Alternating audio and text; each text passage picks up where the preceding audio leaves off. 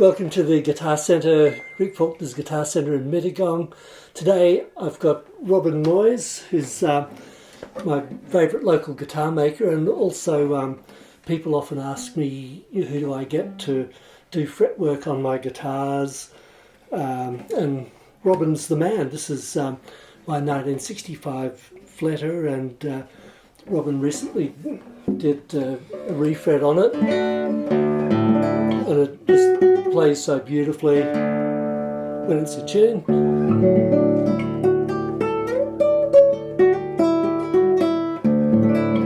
And you really need to get your guitars playing correctly, because when everything's just in that right spot, that's when you can make the beautiful music. So talking about classical guitar setups, a lot of people talk about, action height, etc., 3.5 or 4 on the bass if you've got a heavy thumb, 3 to 3.5 on the treble. But I think you've got a bit more of an organic approach to it, don't you? Or well, perhaps, but I definitely believe in measuring action heights, and those sort of numbers that you talk about are in the ballpark. The action height is something that will vary a lot from player to player, because people play classical guitars in really different ways, and so if I'm setting a guitar up for a player like Slava or Leonard Grigoryan, I'll set it up really differently from the way I would set up a nylon string guitar for a player like Tommy Emanuel. And with modern classical guitars that often have a truss rod in them, you've got an extra element of flexibility that you can bring into the setup on a guitar, and you can quickly change it to different playing styles. But on a guitar like this Fleta, it's a really lovely thing to be able to work on a guitar like this and have some time to look at it really closely. And on this particular guitar, one of the things that was really noticeable about it was that there was a lot of material in the fretboard down at the nut end, and often when a guitar gets to this sort of age, it's really in need of something of a neck reset, and I wouldn't have the courage to do that on a Fleta. And Fletas are really interesting guitars. I don't actually know how the neck is joined to the body on this guitar. It's not a traditional Spanish. It hasn't got a slipper foot. Yeah. It's got a block inside the body of the instrument. So I don't know how Mr. Fleta is attaching his necks, and this is not the guitar to start investigating on. Phew. But because the fretboard was so meaty, and it was something like 7.5 millimeters at the nut end, yeah, I was safely able to just recontour the top of the fretboard, having removed the old frets which needed to come out, and effectively get a very slight neck reset by recontouring the top of the fretboard and then refret it. And when I look at the guitar now, I'm reassured that there's no sense of, I don't look at it and think, oh, this fretboard's been dressed down. It doesn't.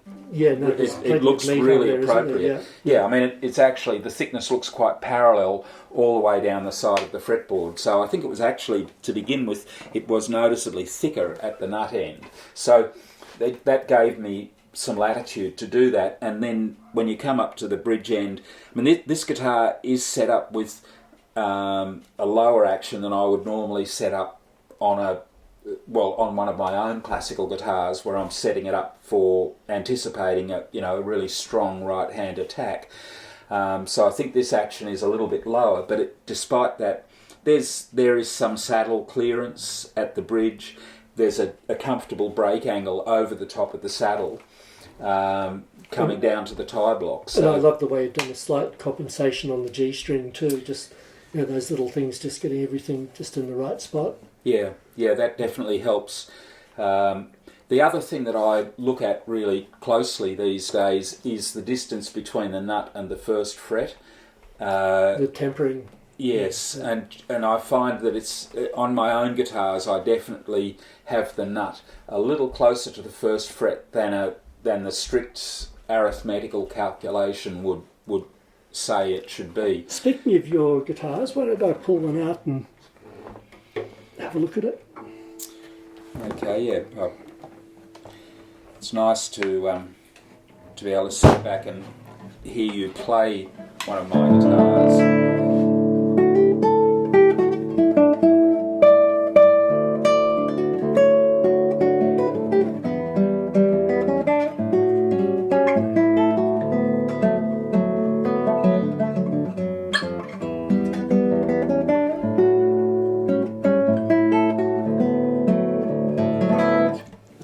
Absolutely beautiful, Robin. What a strident sound too, like really punchy and beautifully made. Well, I think that's kind of expected of a modern classical guitar. True. Even though probably more players these days use a bit of amplification, so possibly that punch and projection is may not always be so important. I mean, I'm definitely trying to keep some warmth in the sound of my guitars. In that sense, it's maybe got a bit of more traditional influence on the sound. And I mean, as you know, my guitars are radially braced, so it's essentially a bracing system that was developed by Simon Marty. And because you actually worked with Simon, didn't you?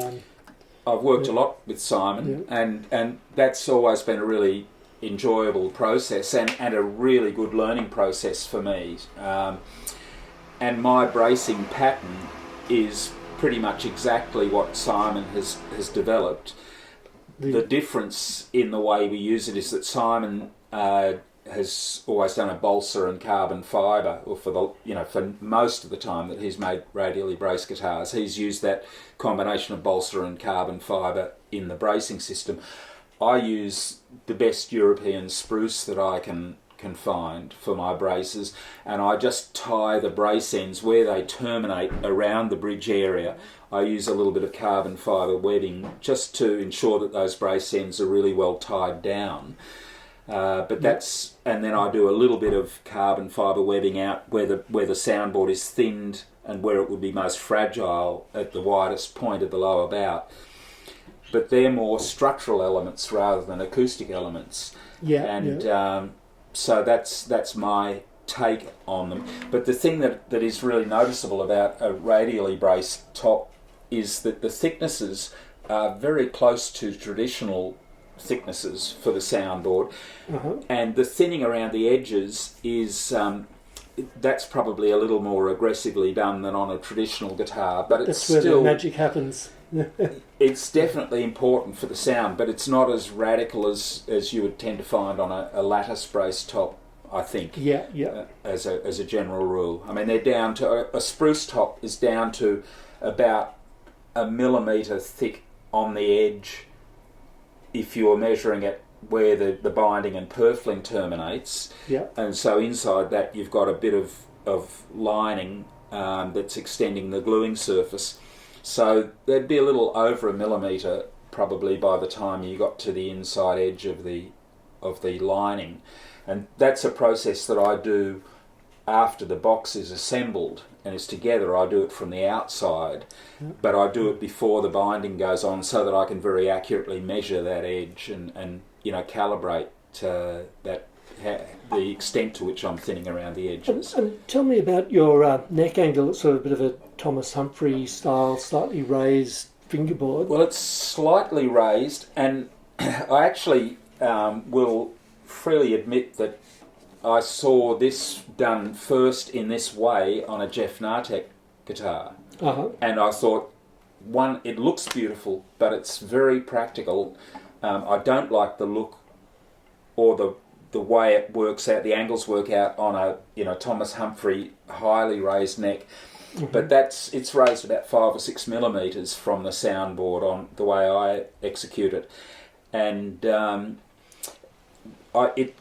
the things that I really like about it are that it gives me much more latitude to be able to drop the bass side of the fretboard away as I'm setting up the neck angle, and that means I can get a much more parallel saddle mount in the bridge, so I don't have to even brake angle. Yes, I haven't got to cock the saddle up on the bass side to get that extra clearance that you normally expect for the bass action on a classical. As a player, I have to say, doing tricky things, say like that half bar section on the 11th fret in a cathedral or something, it's actually easier to get with that raised fingerboard that can be problematic on a lot of guitars. Okay, yeah. Now I've heard that before. Other players have said that to me as well, that it facilitates playing above the body join.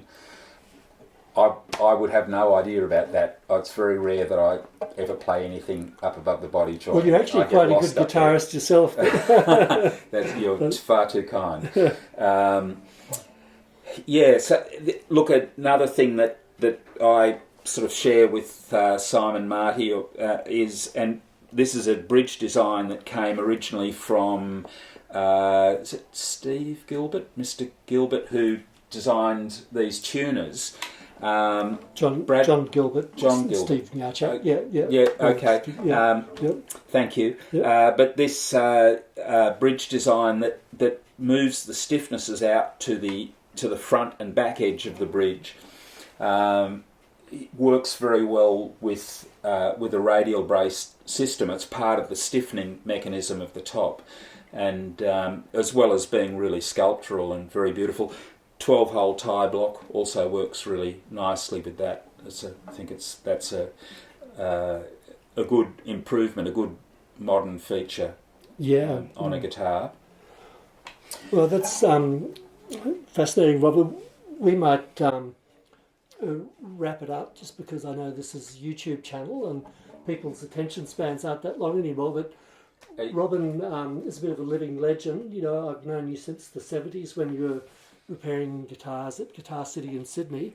He's now based in Nowra, which is where our favourite coffee shop is, Hyper Coffee, which sponsors this channel. Hyper is it's one of the social centres of Nowra, and there's a lot happening in Nowra these days. I even did a gig down there a couple of weeks ago. There's a lot of good live music happening in Nowra. Yep. So thanks very much for sharing your amazing knowledge about classical guitars with us all, and good luck making more beautiful guitars and making the world a better place. Thanks, Rick. It's a pleasure. Glad to be here.